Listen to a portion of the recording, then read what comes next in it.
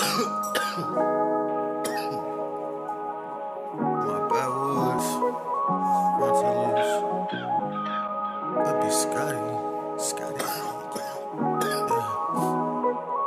John D. As soon as I'm done, light another one. As soon as I'm done, light another one. As soon as I'm done, light another one. As soon as I'm done, light another one. As soon as I'm done, light another one. As soon as I'm done, light another one. As soon as I'm done, light another one. As soon as I'm done, light another one. And another one. And another one. And another one. And another one. And another one. As soon as I'm done, light another one.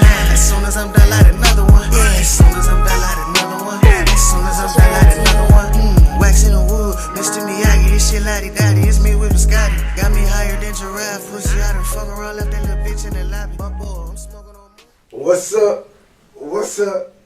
What's up? What's up? What's up? What's up? What's up? Ladies, what's up? What's up? What's up? What's up? What's up? Fella, what's up? Say no, what's up? What's up? What's up? Man, it's In Your Everything podcast by two kings. I am King DJ.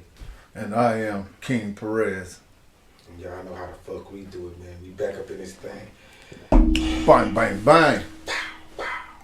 Before we go anywhere, y'all know how we like to start this bitch off with the rocker to drop it. Crazy rocker to drop it. Delta Xavier. I got hot. Make sure y'all tap into those. I got hot. How you like it? It's banging. You fucks with it? You I get fucks that with rocking it? I'm rocking it. You know, it's that, like I say, rider music all the time. I like to ride. You know what I'm saying? So shit, when I'm riding through the city, I like to hear some shit that's gonna, motivate me. That definitely gonna Keeps me motivate you. going. Yeah, high boy. Hey, I'm a smoker. So your shit like an action movie. Yeah, you put that on, man. Give me slow motion vibes. Yeah. So That's I'm gonna rock with it for sure. So No doubt. y'all already know what we gotta do. Throw that bitch out there to the community. Make sure y'all fucks with it. Hit those posts. Let me know if y'all. Let him know if y'all rocking it. If y'all dropping it. I'm sure y'all gonna rock it. But hit them subscribe buttons. Run them views up for him. Tap into him. Cold ass artist. We definitely gonna double back and have him on the show. You know what I'm saying? And we gonna chop it up with him for sure. Support. Always, all day. Man, what hot on a motherfucking press, boy? Like, dog, I don't know. It's a lot going on, but we definitely about to get into Katt Williams, Club Shay, Shannon Sharpe podcast. He had Katt Williams on the show. And prior to him having Katt Williams on the show, he had Ricky Smiley on the show, Sage Entertainer on the show. But I guess Katt Williams was The fire. sitting back watching. No, he was sitting back watching. It was like, tallying shit up. Katt Williams looked real researched in that whole dialogue. But we definitely about to spend the time dissecting that show on the aspect of marketing with Shannon Sharpe. That was fucking huge for him. The views that his shit reached, a lot of the dialogue that Katt Williams was saying about the industry, also the dialogue about individuals, we gonna, tap into that. How do y'all feel about it? What do y'all feel like Katt Williams was being real, or do y'all feel like it was fugazi? And we gonna give y'all our perspective. Shit, Because they always like to say Katt's like over the top. Yeah, he crazy, all that type of shit. Right. But, it's a lot to digest. But before we get there, I wanna say, leading into this, Katt Williams, it being on Club Shay was probably one of the best things outside of maybe they could have went to Drink Champs or some shit like that. But him being this happening on Club Shay ran his fucking views the fuck up. I think that man had like 7 million views in like 2 days. You know what I'm saying? And then even now, I think it's like at 30 million views or some shit. Like, so. I mean, it's like if you definitely got something to say and you want to be on a platform that's not going to restrict, the conversation, because there's certain shows you can only say so much. Shit on. You know what I'm saying? And they're going to, even if you get loose with it, they're going to cut it and edit it. You know what I'm saying? Without letting you speak your truth. Yeah. So, it's a lot of things that Katt said in the interview that, is researchable. You can see it for yourself. Then, like with anybody that has something said about them that they feel that's not true or over the top, you know what I'm saying? You can sue that person for, defamation of character. Yeah. So, I mean, if they feel like, you know what I'm saying, he said something that was false, they can sue him. I mean, would Katt be able to sue them? Because like you said, Katt it's documented. We got shit researched that's, I mean, ever since this shit done came out, my algorithm has changed. And it's been, Katt Williams put this motherfucker on blast, here's the proof. You know what I'm saying? But with Katt, and as you can see throughout time, with Katt, it's not even about the money. It's always about his truth and telling his story from the perspective of where he perceives it. You know what I'm saying? Money ain't, to me, with Katt, money ain't never been the main focus, because I think in Katt mind, he knows he's gonna get that back. He's gonna get the bag anyway. Right.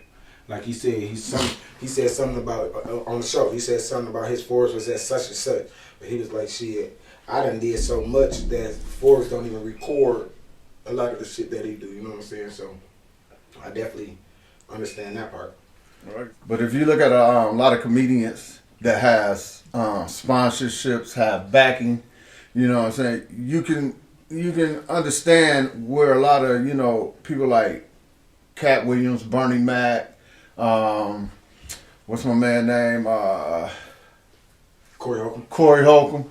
They don't have that sponsorship. So, even Dave Chappelle. So they're not limited to what they can say. They can say what they feel like it. And, they're able to take the backsplash, or, okay, I'm not going to buy Dave Chappelle tickets. I'm not going to buy, Katt Williams.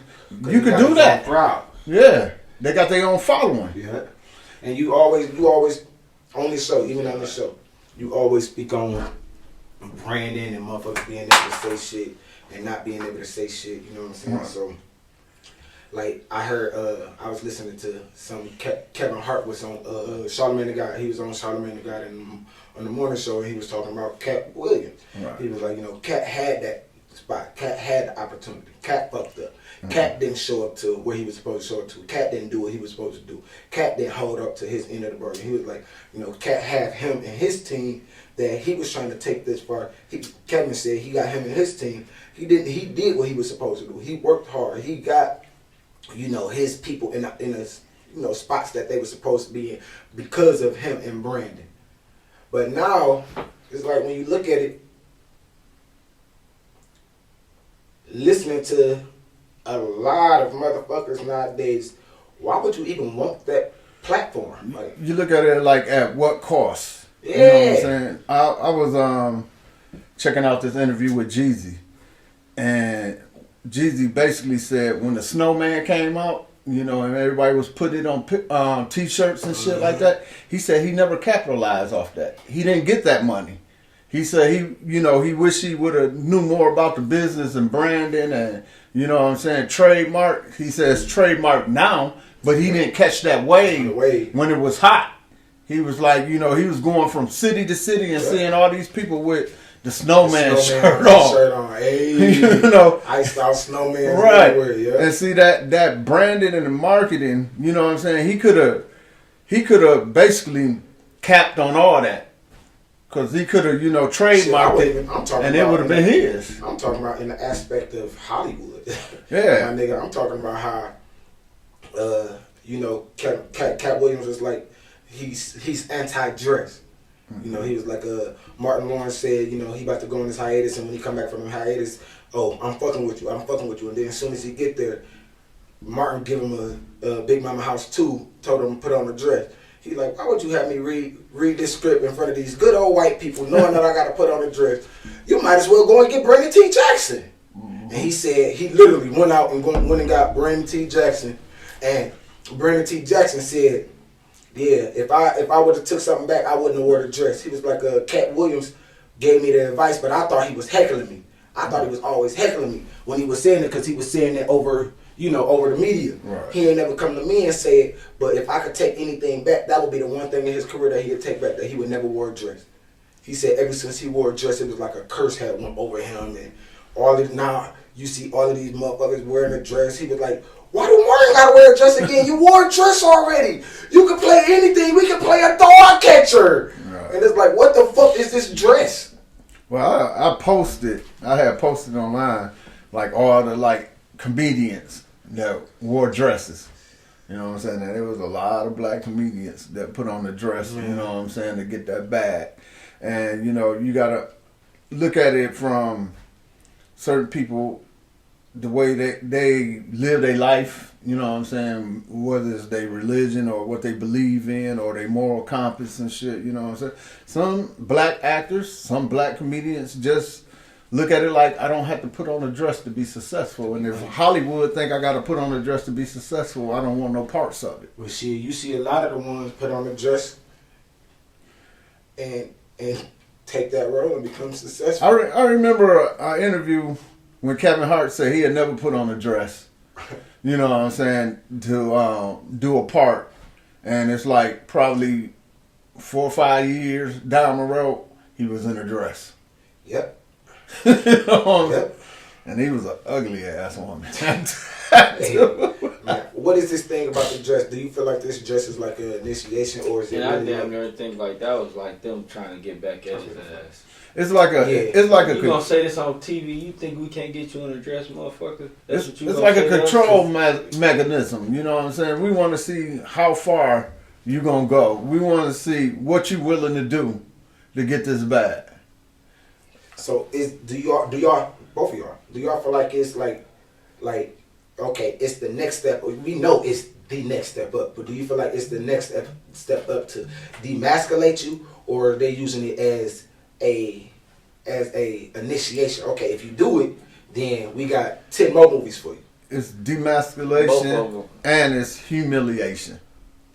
You know what I'm saying? We're gonna demasculate you and humiliate you at the same time.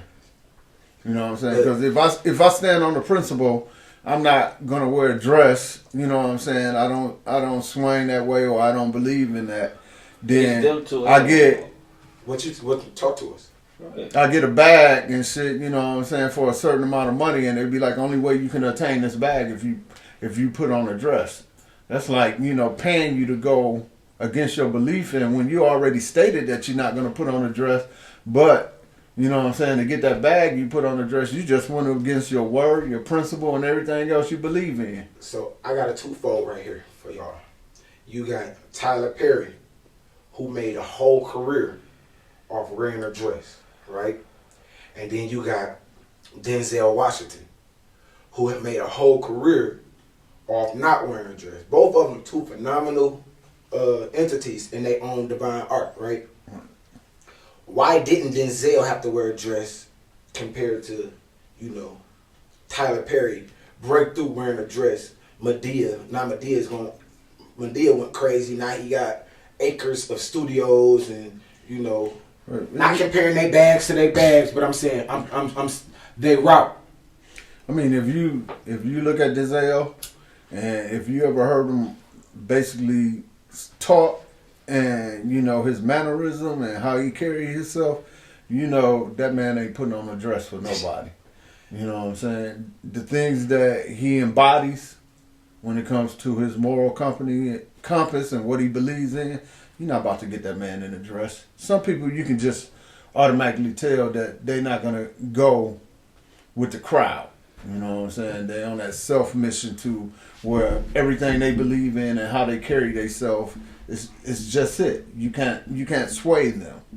You know what I'm saying? If you look at Tyler Perry, when he was broke and he was living in his car, he had to come up with something that will sway and make people start to look at him and take him, you know what I'm saying, under their wings and say, hey, we can roll with that. We can get you paid. We can get you money.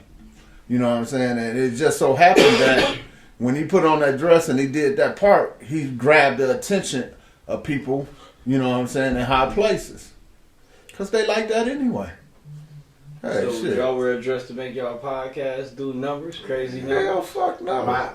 And this is why to me, because we speak on branding a lot, and we speak on this. This is why I come out and I literally feel like I'm saying whatever I want to say.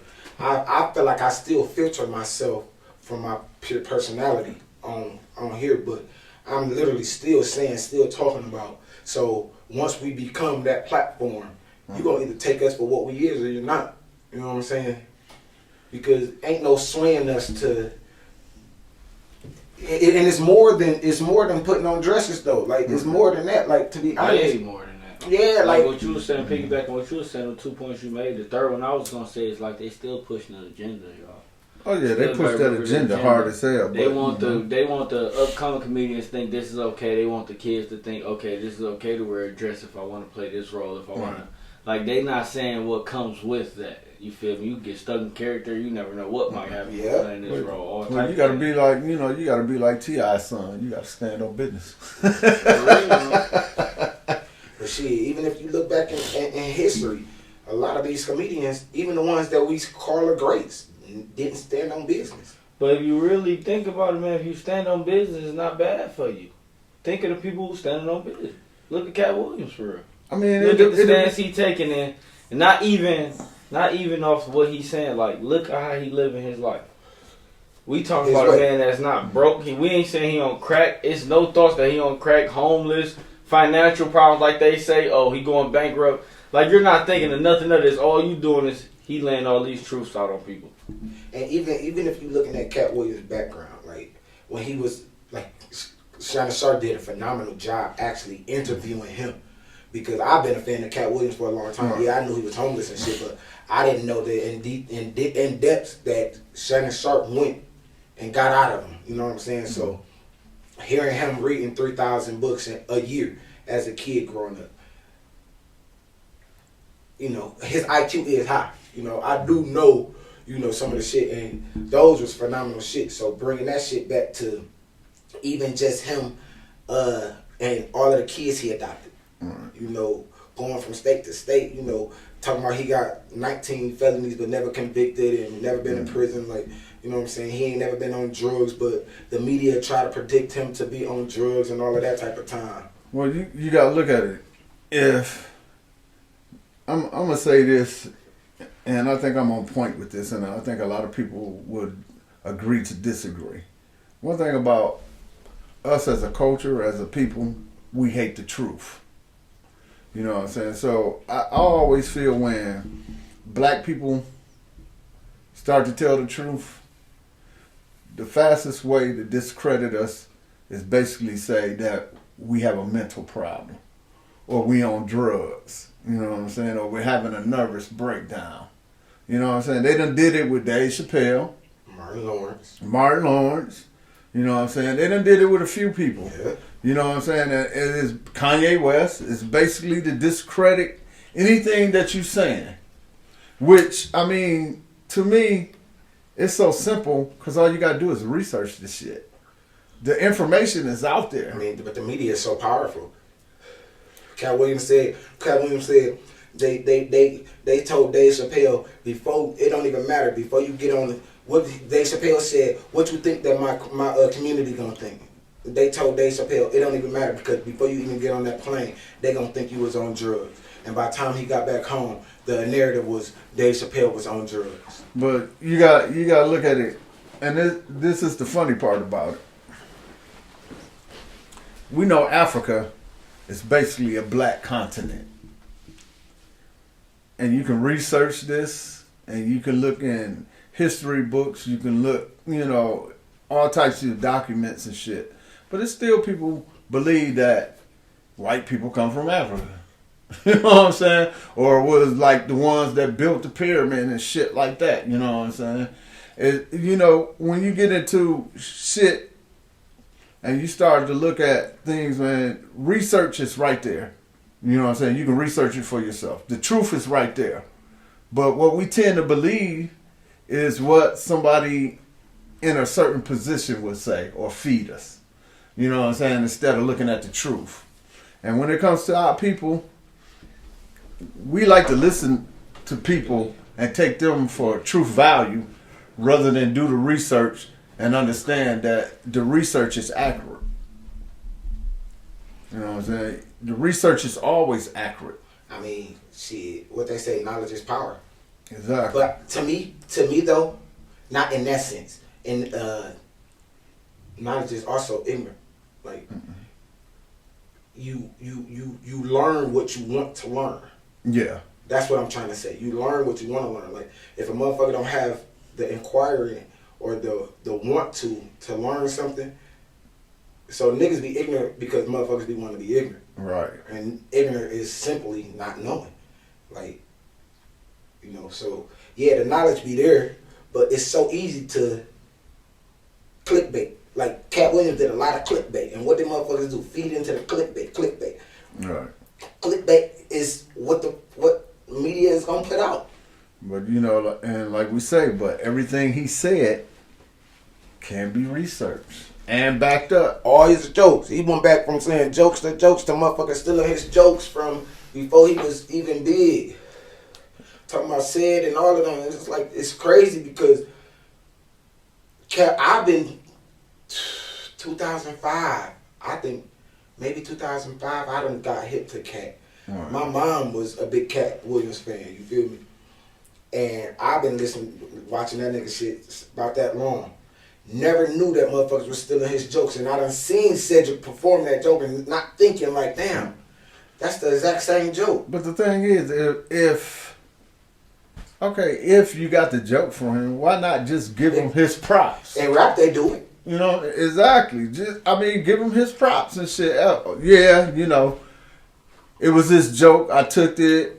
I put a little bit with it, whipped it up. But yeah, I got the idea. Until you like Steve Harvey. Remember you said Steve Harvey stole all Mark shit? Yeah. Man, that whole bit, I said, dog, literally skit from motherfucking skit, and then the whole sitcoms too. I say, man, how do Hollywood even allow something like that? This is already aired and filmed. I already told you, Steve Harvey is a whole nother fucking topic, dude. From, you know, every morning getting on the radio talking about God to a lot of the shit he did, you know, behind the scenes, man, that everybody know what type of dude he is. Steve Harvey, you lost me don't think like a my man. thing, if you don't know what type of, I'm gonna have to say this. If you don't know what type of nigga he is, you know what I'm saying? That's He's lost. You know, that's your fault.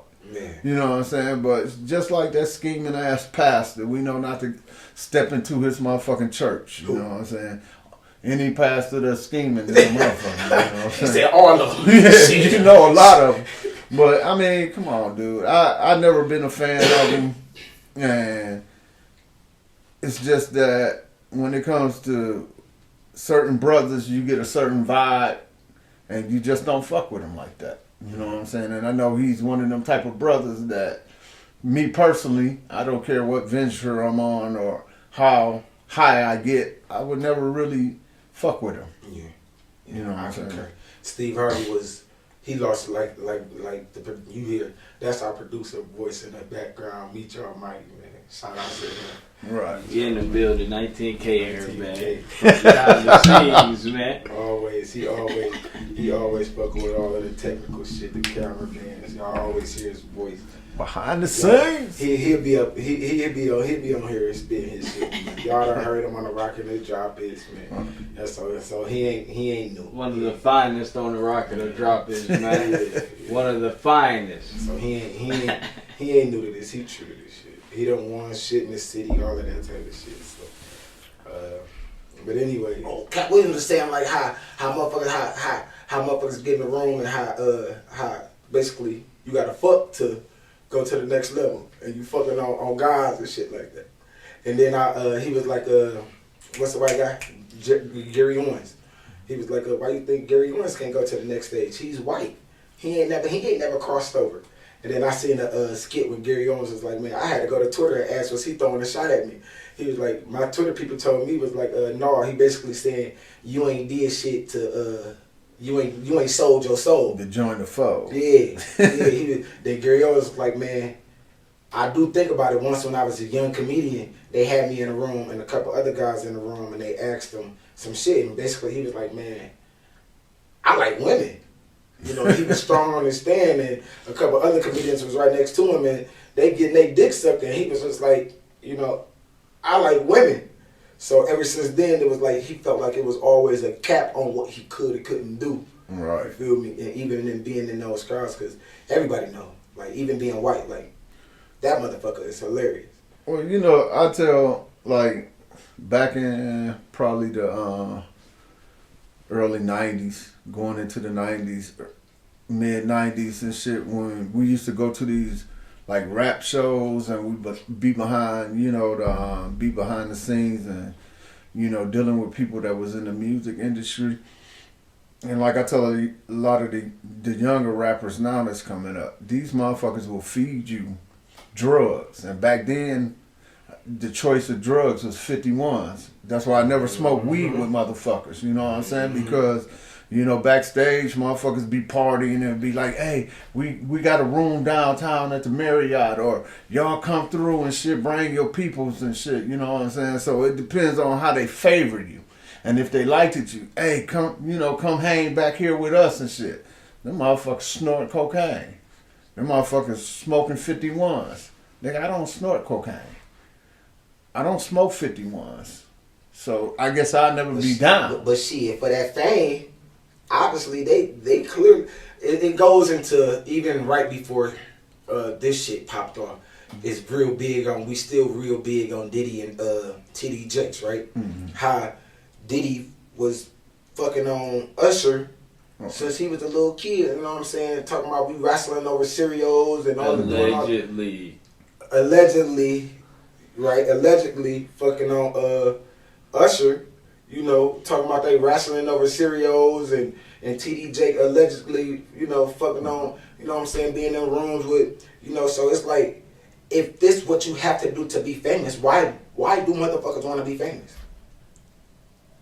You know, and then, like, it's even with the conspiracy theories of hearing, like, podcasts. What's the two motherfuckers? The one who they say, Gilly and them. It's a conspiracy theory saying that the motherfucker got his sons killed to go to the next level. Like, why do motherfuckers want to take that next level and knowing that it could be another entity that you gotta cross over to actually have that platform? I tell people, look at it like this. Think about the days before cocaine, before crack. We were all, if we was poor, we all was poor. You know what I'm saying? The black community helped themselves. You know what I'm saying? We took the resources that we had, and you know what I'm saying? We're gonna make it as a people. We're gonna do everything together. They had to break that. And the only way they could break that, they basically said, well, if we put something in the mix that put a motherfucker on a higher level than the rest of these motherfuckers and make him feel like, you know what I'm saying, I'm bigger than whatever the fuck y'all got going on. I'm bigger than y'all. What they do? Drop dope in the neighborhood. Now these motherfuckers getting money. Everybody looking at them like, oh, I want to be like them. They getting money and shit. You know what I'm saying? We ain't got to be poor. And you know, what's the attitude of a motherfucker that's getting money? Y'all ain't shit. You know what I'm saying? Y'all ain't got no money. Get the fuck out of here. You know what I'm saying? So it brought on that division too, where, you know, motherfuckers looking up to the dope dealers saying, I don't never want to be poor. But I'm saying that like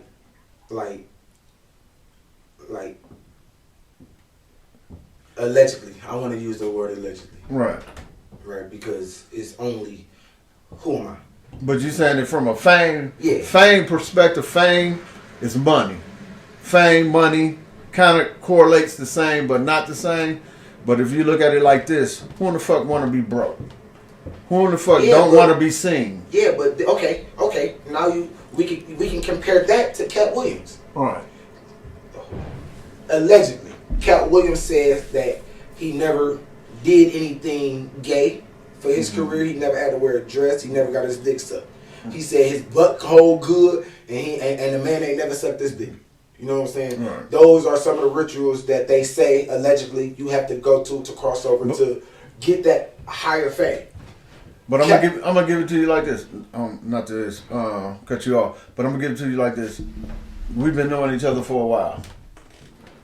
One thing you know about me, I don't really care about being in the spotlight shit. You know what I'm saying? I always like to be in the background. Mm-hmm. I don't want the acknowledgement of anything. Whatever I do, I just do it. You know what I'm saying? So it's like certain people don't give a fuck about the fame. Certain people don't give a fuck about the money. It's all about, with them, their character and how they treat people and how they, live their life.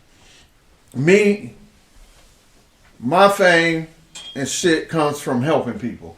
I love to help people. I love to, build my community and shit. You know what I'm saying? So that's how I get off. The money and the fame ain't no get me off like that. I don't care about that shit. It comes and goes. I dig that. I'm speaking on the aspect of what we see these celebrities doing. I'm not speaking on, because I could be blessed. I'll be blessed if our platform just, we got viewers in other states, and so we got viewers outside of the United States. You know what I'm saying? So I understand that, but I could be content if our shit good in just Michigan. You know what I'm saying? We ain't got to be super big. I'm talking about motherfuckers who, like those celebrities, those rappers who want that. Well, that's knowing that if you want that thing, this is what comes with it. That's the thing. They want that shit. If you look at you speaking on yourself not wanting it. No, I don't want it. Not like that. Listen, not to sacrifice myself for it. I did. Right. But I'm saying though, like, okay, we got indie rappers. Like, we got rappers in the city who say, I want to be big. I want to be real rappers. I want to be commercialized rappers. We know that, okay, in order to be a commercialized rapper, they say, motherfuckers, allegedly, Meek Mills is a puppet for motherfuckers being forced to do shit. They say, if you speak your mind, allegedly, you get Kanye West. If you speak your mind, allegedly, you get motherfucking doped up in, or you in a room, or you getting fucked on. But if you got a pure form for the art rap, and you want to disperse your music, right? Mm-hmm. And it's pure. Your heart is pure. Your content is pure.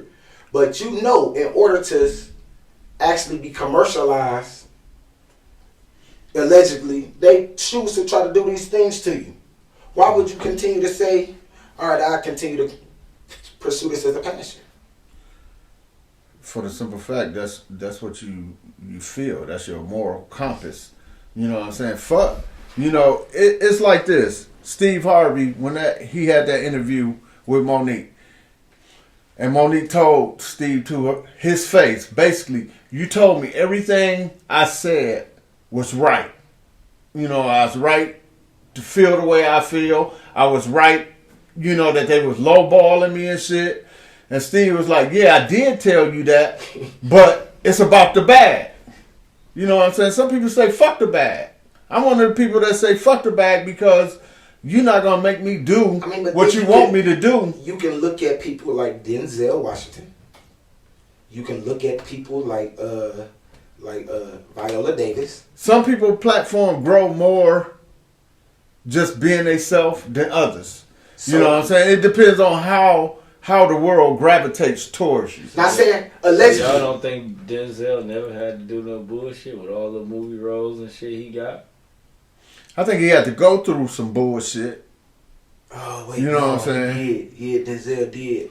I can't remember which one it was, though. I think he had to go through a lot of bullshit, but in all, if the world perceives you to be a certain way, and you carry yourself a certain way, and if they like it, it's good. Corey Holcomb said, because if you think about it, they basically saying everybody who getting deep into the game, that's getting all these good roles, getting all this good money, getting all these good accolades from what they doing, is basically in the program that they speaking on.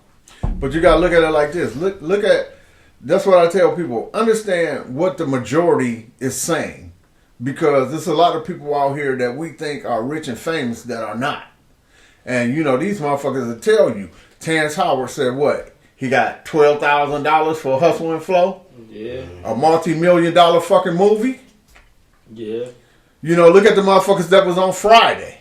Taraji P. Henson was just speaking Just on that not too long ago. How she barely get paid for the movie she played. I mean, in our heads and what they feed us, if you're a movie star, you getting banked. You getting top dollar. Now just think, if it take you a year to do that movie, and all they gave you was $12,000 fucking dollars.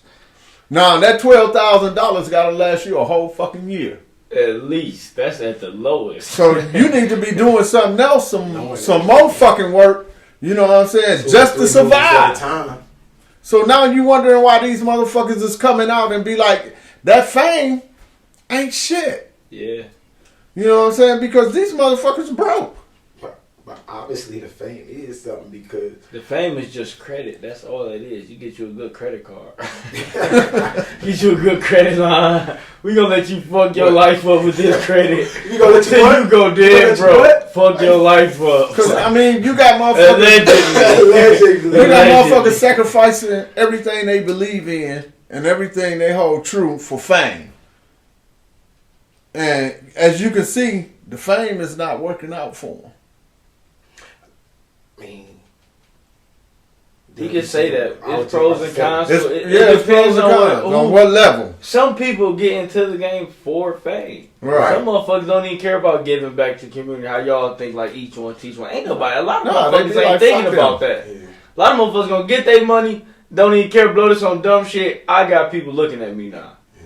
All I care about is how I look on the internet now. Now I'm perceiving different characters to not even show you who I'm really in for real. It's that double-edged sword. I Yeah. mean, it's basically what you believe in, your moral compass, how you grew up. I mean, who you got around you. You know what I'm saying? I mean, if you want to look at some shit, and I think the best example of that shit is Adrian Bonner. This motherfucker, when he first came out, he was a pretty decent boxer. Head got big. He became damn. bigger than life itself. Oh, too You know, damn. and started getting knocked the fuck out everywhere he go. You know what I'm saying? But when he had that money in the fame, you couldn't tell him shit. Floyd put him on. Yeah. He basically fucked Floyd. Yeah. You know what I'm saying? I'm the shit, nigga. You know what I'm saying? Your name ain't shit. You know what I'm saying? I'll fight you.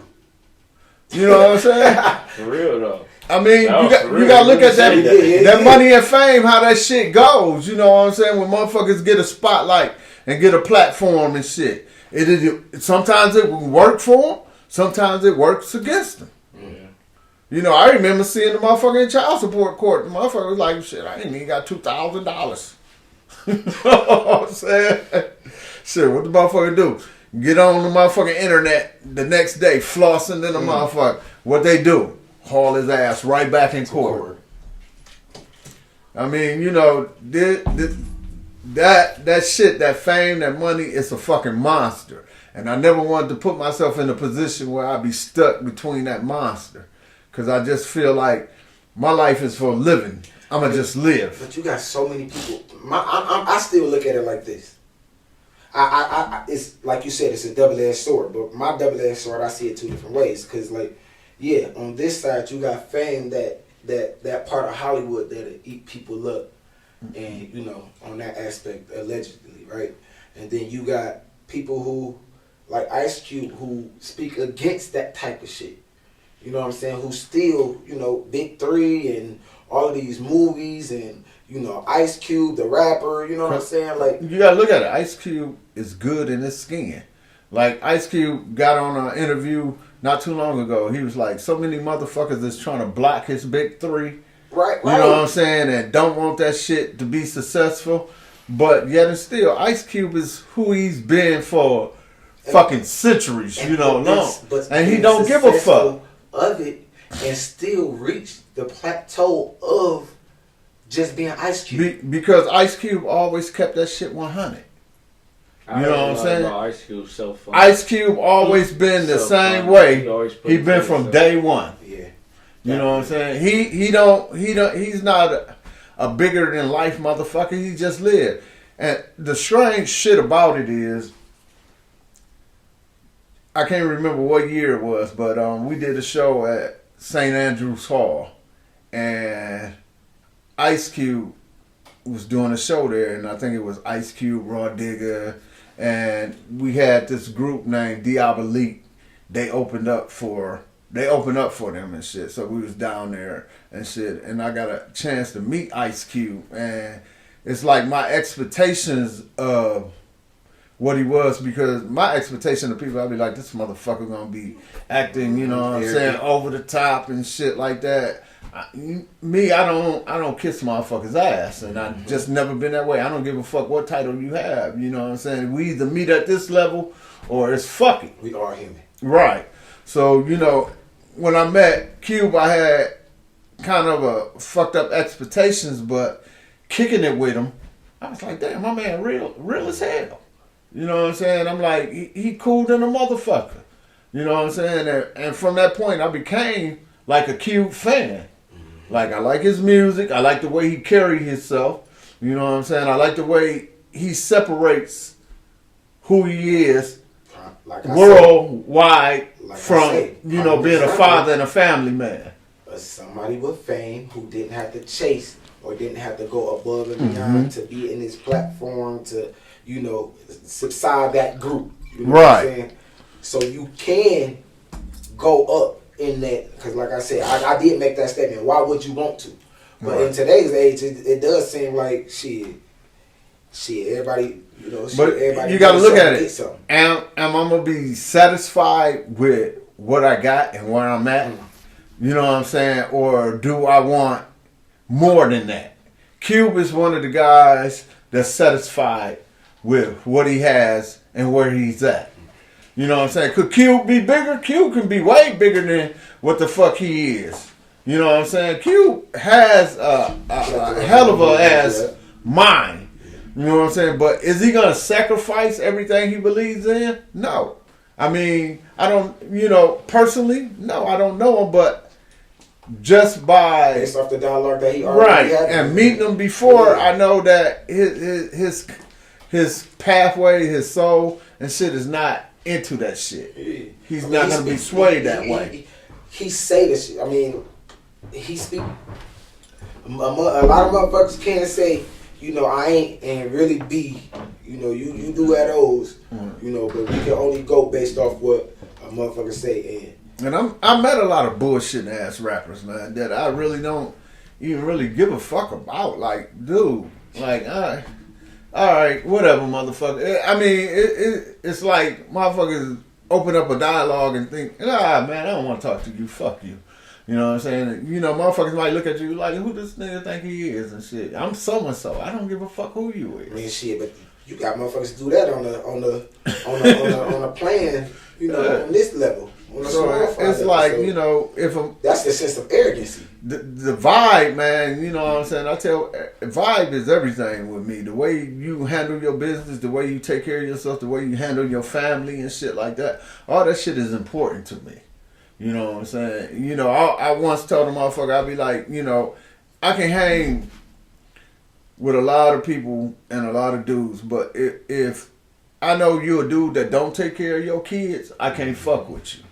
If I know you're a dude that will sleep with your homeboy's girl behind his back, I can't fuck with you. Moral. So how do you feel about Katt Williams adopting 8 kids or 7 kids? That's a hell of a thing. You know what I'm saying? To go through the system, I knew a lot of people that went through that system, adopting kids. I don't work with people. I don't work with kids in the system, actually. The AFC homes and shit like that. And I remember I had one job where I used to go to like these mental facilities like Riverview and shit like that. And basically when they set up for somebody to come to a home, what I would do, I would go to that place, a residence that they was in, and I read their files and shit like that and kind of see where they would they fit into, you know, the type of home that we was running. So some of the shit you read, man, that happened to these kids, you know, at a younger age and what they go through and shit like that. So it's basically when you adopting or you get one of these kids into your home, they've been through a lot already. You know what I'm saying? So you don't know really what you about to get. Yep, they mindset it. Right, or what you about to get into. You know what I'm saying? So I say for anybody that adopt kids, you know, whether they young or, you know, they in adolescent, you know what I'm saying? That's a hell of a thing, man. What? Because you got a lot of people out here that mistreat kids and shit. And then for you to be Katt Williams. Right. You know what I'm saying? Like you can have, like you say, any type of personality, a kid come in your aura and try to do anything. You know, but you Katt Williams and you adopting kids because he said he didn't want to separate from his brothers and, you know, he felt like that and all of that type of vibe. So that's why, you know, he did it to keep kids together. Right. To keep siblings together. And it's like, damn, like, to be so wholesome of a man. Right. Like, you hear so many people, Lil Boosie, I got out of jail, you know, dog tossed money in my hand, you know, so many people got stories of Katt Williams just walking up doing shows and putting money in your hands or calling you to this place to, you know, shut the whole restaurant down and give you a couple dollars and all of this stuff. And that's the thing that a lot of times they don't speak about. You know what I'm saying? Because you never heard Katt speak about it, really. I was about to say, you know other people, they'll come out and say it, but damn near paying them not to sell themselves. The thing about it is, like, for real, you'll never hear this. I heard a comedian say, I did a show and got paid, and Katt Williams came up, shook some money in my hand, and the show, the money he gave me was 5 times more than what the show I got paid was. But see, that narrative, when they spit that narrative, they won't tell you what type of person he really is, but they'll tell you the narrative that they want you to feel like he is. So they'll tell you Katt Williams is a crackhead and drunk. You know what I'm saying? They'll spit that. But they won't tell you that, hey, Katt Williams helped this person out, Katt Williams helped that person out, Katt Williams put this person on, Katt Williams, you know what I'm saying, mentor to this person. Bro. And just think about how they was doing Dave Chappelle when he turned down $50 million. Remember that video of Katt Williams getting to the fight with the little boy? Right. They was dogging the shit out of Katt Williams going to jail and being chased down. Remember what this shit with Wanda and them and Atlanta and all, man. But think about it. You have to be a hell of a person. Man. You have to have a hell of a moral compass. You have to have something inside of you to turn down $50 million. You know what I'm saying? Dave Chappelle walked away from $50 million. I mean, you gotta. What was it though? What? Okay, yeah, we know. Dave Chappelle said. Dave Chappelle. No, I'm gonna quote him what he said. He was saying basically, he felt like doing the type of comedy he was doing and the sketch comedy he was doing, and what they wanted him to do. He felt like motherfuckers was no longer laughing with him. They was laughing at him. And he just didn't feel that shit. That's when So when he walked away from that shit, what's the first thing they said he was? A crackhead. But that's Dave Chappelle's answer of giving an answer without giving details in the answer. That's what I'm saying. Why? I want to know why Dave Chappelle walked away from that amount of money, $500 million. That's what it was. No, $50 million. No, it was 10%. 10%. $500 million, 10%, and then they end up giving him 10% of something because he made too much money. His contract got void. What was the dialogue in that room that Dave Chappelle said, "I'm good"? Because Dave Chappelle wore a dress, so he done already did the ritual. So what's next? You know what I'm saying? What you think is next? Thank you. Allegedly. Hey, the funniest shit he said with Oprah and shit. He was like, he was like, yeah, they said you went to Africa to go to rehab. He was like, who the fuck go to Africa for rehab? So rehab center here. Like, nigga, I'm gonna go to Africa for rehabilitation? Really? But it'll show you how they will dumb you down, dope you up, and fuck you up. You know what I'm saying? To discredit you. He said Martin. He talked about Katt Williams say how Martin went on a hiatus. And I looked at Martin and I said, dog, what's crazy is if you pay attention to the backtrack of Martin, how energetic Martin always was as a young comedian. My mama named me from, Martin Lawrence, and whatever the president was, and, basically saying that I could unite, all of this and all of this, so it ain't a race thing for me. I want to unite the people, and I feel like I could do it in comedy, I'm doing this, I'm doing that, and then, after Martin came back from his hiatus, his interviews was, man, I just, he was always so dry, and before it was, we can save the world, and he was like, man, I'm just trying to save myself. Basically. What happened? What changed Martin? Because you feel me, Martin went on that hiatus and they were saying Martin was crazy and Martin was doing this and that, and it's supposed to be a reboot of his sitcom. Think about what changed a lot of them. You know what I'm saying? Money and success. Money be one thing, but I feel like that fame be too much for them, man. Everybody ain't ready to have eyes on you all day. Like, that could stress somebody out if you really think about it. Think about it like this. Think about, let's, more personal. Think about Eminem. Eminem was down at the slush for years. We used to go to Hamtramck. I lived literally right across the street from Eminem. I stayed on 8 Mile and Klinger. We used to go over in Warren, right across the motherfucking road, and we'd be in the trailer parks all fucking day and shit. You know what I'm saying? So if you look at it, like, Eminem, to a lot of motherfucking standards, are poured in a motherfucker. But the thing about it is, when he got on and he got fame, he showed you that shit was fucking terrible.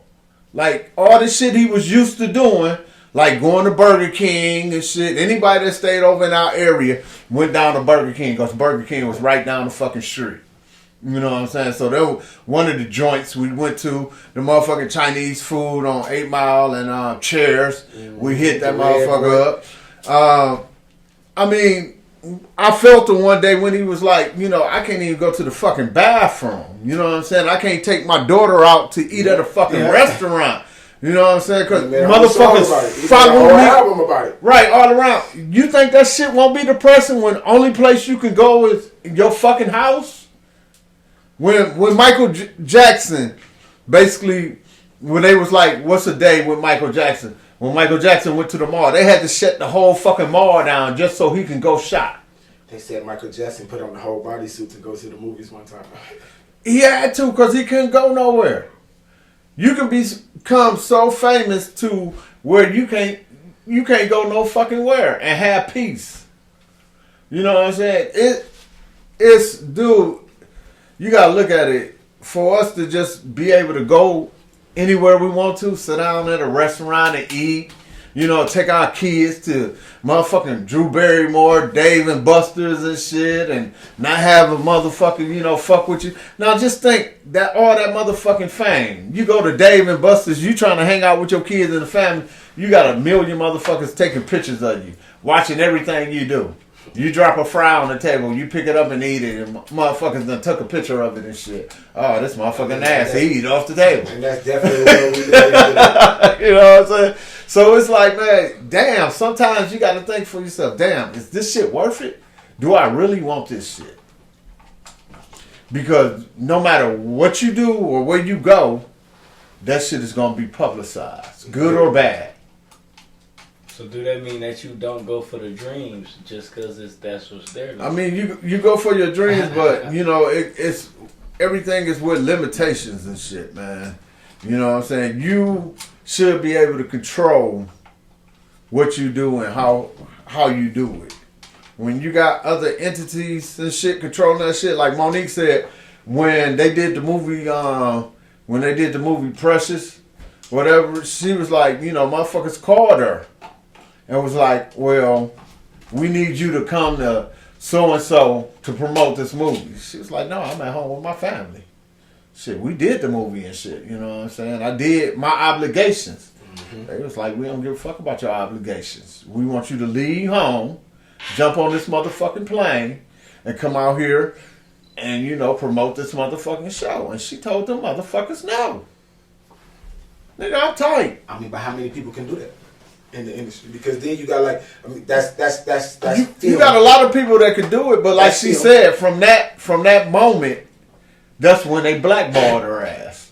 You know what I'm saying? But Monique was like, you know, yeah, I know y'all motherfuckers blackballed me, but I don't give a fuck. I'm still Monique. You know what I'm saying? And shit, whatever I gotta do, I just go through that. But you motherfuckers is not gonna bully me. You motherfuckers is not gonna make me do shit that I don't want to do. And you motherfuckers not gonna make me go through, you know, go off my moral character or my moral compass just to satisfy what the fuck y'all want me to do. And I don't give a fuck who your name is or who's tied to it. Until you that. I was about to say, she stand on business. I think y'all said in one episode she got in her contract where she don't die. And I did research on that because I ain't believe you. I did research on that. Yeah. Her last movie, she almost got killed but ended up coming back to life. And I'm like, wow, that's crazy. Well, think about it. She told some of the motherfucking top motherfuckers the most niggerish shit I ever heard in my life. She was like, Tyler Perry, Oprah Winfrey, Lee Daniels, all y'all can suck my dick. That's gangster for a black woman to say on any platform. Plus, when you're dealing with people of that stature, and they was like, "Well, you gotta apologize." So, apologize for what, motherfucker? Shit. And then you got these motherfuckers apologizing for what they do wrong. Oh my god.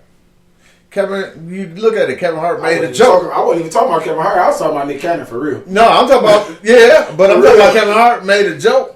You know, shit. What 2008 or some bullshit like that. These are people that's doing that. This motherfucker had to go back and apologize for a motherfucking joke because somebody got butt hurt over the motherfucking joke. Like you say, they securing their bag, but you can reach a certain plateau and still secure your bag. Oh, what if that ain't enough? What if you got more people to take care of? You taking care of them. Come on, man. Yeah. Think about it. In all actuality, how much of it is of financial? Enough is enough. They my bad. What I'm trying to say is they making so much money already compared to the average motherfucker working a 9 to 5.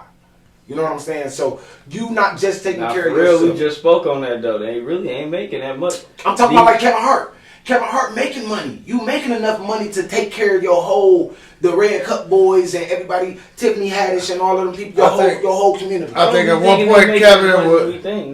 one point Kevin was responsible for over 72 families. And this is the reason he said he apologized, because his advisors came to him and said, Kevin, it's more than just about you. Because Kevin Hart said he wasn't going to apologize. But she told him, like, well, if you don't apologize and everything goes south, all the people that you employ are going to lose their jobs. They're not going to be able to take care of their families. And, you know, he was under pressure that everybody that he put on was going to be you got 72 families on your back. That was going to be They bring you in that room, hey, do this, or those 72 families, kaputs. So he looked at it like it was more than about him. It was about the people he was already taking care of. I understand that. And see, I can't even say shit about that. I've never been put in that position. I can't even say shit about that because, you know, dude, if I know that what I do affects everybody else, I can't. I don't know, man. Right now, what y'all telling me right now, man? I'm just saying, you care more. You care more about the people than you care about yourself. See, this is my apology, though. This is my come apology. to y'all with that contract, and y'all got 72 families to take care of. Bam. Y'all signing that contract, or y'all walking away? No, I'll walk away. Wherever I'm at, families I'm already taking care of those 72 families. I'm already taking care of those 72 families. Wait. So I don't need to go no higher. I'm good. So now it's Now we got to make the money.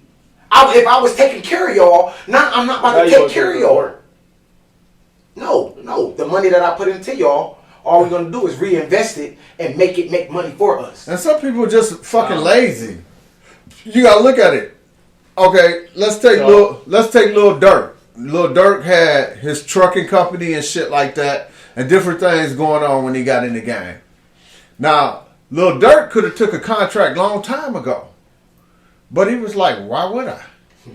If I take the contract, they control my name, they control my music, they control anything that I put out. I won't be able to do concerts and shows when I fucking feel like it."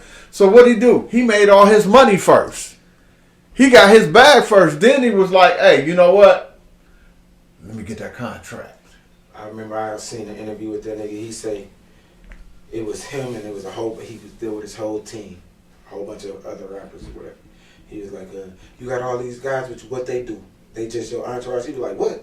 Hell no, y'all niggas better speak the fuck up. He's like, these niggas work. He's like, he's like, no, these niggas work. These niggas do their own shit. He got this. He do this. And then all these niggas started speaking up and started saying what they do. And it's like, nigga, ain't no leeches, bro. Right. Like that is the goal. But like you say, like ain't no telling what Lil Durk done did allegedly. You know what I'm saying? I mean, we done all did shit in life that we not proud of. We done all did shit in life that, you know what I'm saying, we not going to speak about. But the thing is, okay, don't judge me on who I was then. Judge me on who I am now. There's a lot of people got a lot of negative shit to say about who I was back in the day. You know what I'm saying? Compared to who I am now. You know what I'm saying? Because who I was then, you talking about a 20-year-old motherfucking kid, 18-year-old motherfucking kid with no direction. I was watching, you know what I'm saying? Trying to maneuver through fucking life. I'm not that motherfucker no more. That's why I say, as a man, we don't mature until we about in our 30s.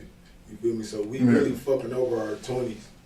You know, so. And half the time, by the time you get 30, you gonna hate the nigga you was back then anyway. So I wouldn't be surprised if ain't nobody else like you. Right. And especially when you start having kids and shit, you look at life totally different because you never want your kids to go through the shit that you went through, or you never want them in a place that you were in because you already been there. So why would you want anybody else there? And then, because you say that, and keep on, this interview is about this shit anyway, so you say that, but then it's like, damn, this nigga got 9 kids, he taking care of 2 of his own, but look at how the media is projecting this nigga to be, and how do you think his kids feel?